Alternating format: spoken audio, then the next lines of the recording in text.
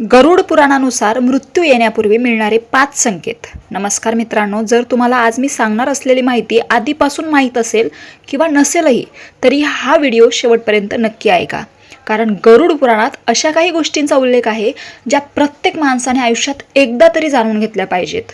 गरुड पुराण हा हिंदू धर्मातील अत्यंत महत्त्वाचा ग्रंथ मानला जातो।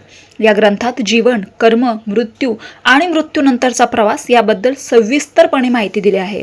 आज आपण गरुड पुराणात वर्णन केलेले असे 5 संकेत जाणून घेणार आहोत, जे मनुष्याच्या अंतिम काळाशी संबंधित असल्याचे या ग्रंथात सांगितले जाते।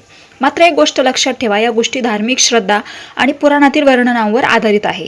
याचा उद्देश भीती निर्माण करणे नसून माणसाने सत्कर्म, ईश्वर भक्ती आणि चांगले जीवन जगावे हाच संदेश देणे आहे। चला तर सुरुवात करूया आपल्या व्हिडिओला। पण त्यापूर्वी तुम्ही जर माझ्या चॅनलवर नवीन असाल तर चॅनलला नक्की सबस्क्राईब करून ठेवा, जेणेकरून तुमच्यापर्यंत असेच धार्मिक, आध्यात्मिक, वारकरी सांप्रदायिक रिलेटेड व्हिडिओ वेळोवेळी येत जातील। 1. स्वतःची सावली विचित्र दिसू लागणे। गरुड पुराणानुसार मनुष्याच्या जीवनाचा शेवटचा काळ जवळ आला की काही लोकांना स्वतःची सावली नेहमीसारखी स्पष्ट दिसत नाही। कधी ती तुटलेली दिसते, कधी अस्पष्ट वाटते, तर काही वेळा सावली दिसण्यात विचित्र बदल जाणवतात। पुराणांमध्ये हा एक अशुभ संकेत मानला जातो। मात्र याचा अर्थ असा नाही की प्रत्येक वेळी सावली वेगळी दिसली म्हणजे मृत्यू निश्चित आहे। प्रकाश, आरोग्य किंवा इतर कारणामुळेही असे होऊ शकते।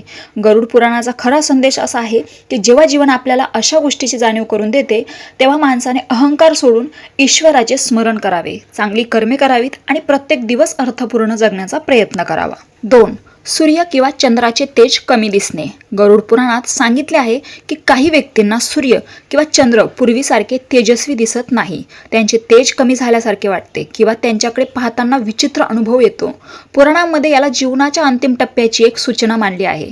परंतु आधुनिक विज्ञानाच्या दृष्टीने डोळ्यांच्या समस्यामुळेही असे होऊ शकते। म्हणून या गोष्टींकडे अंधश्रद्धेने न पाहता त्यामागील संदेश समजून घेणे महत्त्वाचे आहे। जीवन कायमचे नाही, म्हणून प्रत्येक दिवस चांगले कर्म, प्रेम, दया आणि भगवंताच्या स्मरणात घालवावा। 3. शरीराचे तेज कमी होणे आणि अनपेक्षित दुर्गंध येणे। गरुड पुराणानुसार मनुष्याच्या शरीरातील नैसर्गिक तेज कमी होऊ लागते, चेहऱ्यावरची कांती कमी होते आणि काही प्रसंगी स्वच्छता असूनही शरीरातून विचित्र दुर्गंध येऊ लागतो। या वर्णनाचा अर्थ केवळ शारीरिक बदल नसून जीवनाची अस्थिरता समजून घेण्याचा आहे। शरीर नश्वर आहे, पण आपल्या कर्माचा प्रभाव कायम राहतो। म्हणूनच गरुड पुराण सांगते की शरीराचा अभिमान करण्यापेक्षा चांगल्या विचारांचा, दयाळूपणाचा आणि धर्माचरणाचा अभिमान बाळगा। शेवटी माणसाबरोबर त्याची संपत्ती जात नाही, पण त्याची कर्मे मात्र त्याच्या सोबत जातात। 4. वारंवार अशुभ स्वप्ने पडणे। गरुड पुराणात असे म्हटले आहे की काही व्यक्तींना वारंवार स्मशानभूमी, काळोख, दक्षिण दिशा, मृत व्यक्ती किंवा भयावह दृश्यांची स्वप्ने पडू लागतात। पुराणांमध्ये अशा स्वप्नांचा उल्लेख अंतिम काळाच्या संकेतामध्ये केला आहे। परंतु प्रत्येक स्वप्नाचा अर्थ तसाच असतो असे नाही। अनेकदा मानसिक ताण, चिंता किंवा भीतीमुळेही अशी स्वप्ने पडू शकतात। यातून आपल्याला मिळणारा संदेश असा आहे की मन शांत ठेवावे, ईश्वराचे नामस्मरण करावे आणि सकारात्मक विचारांनी जीवन जगावे। 5वा आणि शेवटचा संकेत, संसाराविषयी अचानक विरक्ती निर्माण होणे। गरुड पुराणातील शेवटचा संकेत म्हणजे संसारातील मोह, माया, संपत्ती आणि भौतिक सुखांपासून अचानक अलिप्त वाटू लागणे। अशा वेळी काही व्यक्तींना देवभक्ती, ध्यान आणि आध्यात्मिक जीवनाकडे अधिक ओढ लागते। पुराणांमध्ये हा बदल जीवनाच्या अंतिम टप्प्याशी जोडून सांगितला आहे। याचा मुख्य उद्देश असा आहे की माणसाने आयुष्यभर फक्त पैसा आणि संपत्ती याच्या मागे धावू नये। आपल्या आईवडिलांचा आदर करावा, गरजूंना मदत करावी, सत्य बोलावे आणि ईश्वर भक्तीने जीवन जगावे, कारण शेवटी माणसाची ओळख त्याच्या कर्मांनीच होते।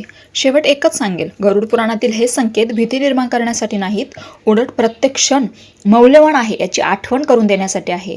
मृत्यू अटळ आहे, पण तो येईपर्यंत आपण कसे जगतो, कोणती कर्म करतो आणि इतरांशी कसे वागतो हे आपल्या हातात आहे। तुम्हाला जर हा व्हिडिओ आवडला असेल, माहितीपूर्ण वाटली असेल तर चॅनलला नक्की सबस्क्राईब करा आणि व्हिडिओला लाईक करा। रामकृष्ण हरी।